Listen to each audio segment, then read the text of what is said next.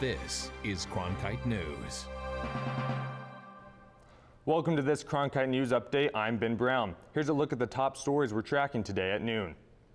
The unexpected death of Supreme Court Justice Antonin Scalia over the weekend has sparked an election year battle over who should appoint his successor. Senate Majority Leader Mitch McConnell said that the next president of the United States should choose the new justice. Many of the Republican presidential candidates made the same claim at Saturday's debate. In California, President Obama acknowledged Scalia's death and promised to nominate a replacement soon. I plan to fulfill my constitutional responsibilities to nominate a successor in due time. There will be plenty of time for me to do so and for the Senate to fulfill its responsibility to give that person a fair hearing and a timely vote. The Senate is in recess right now. The president vows to wait until they are back in session to choose his nominee. Tune in tonight at 5 and 11 for coverage from Phoenix and Washington, D.C. on what Scalia's death means for cases impacting Arizona and more on the political battle over his replacement. The House Elections Committee will meet this morning to discuss several proposals. House Concurrent Resolution 2013 would ask voters to repeal the Arizona Citizens Clean Elections Commission. House Concurrent Resolution 2043 would ask voters to amend the Arizona Voter Protection Act to allow lawmakers to overturn voter initiatives and referendums under specific conditions.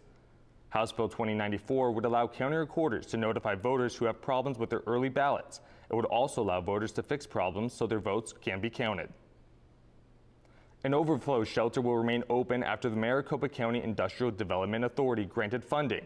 The Valley of the Sun United Way was granted $170,000 to provide shelter for up to 500 people at Lodestar Day Resource Center and St. Vincent de Paul facilities in Phoenix.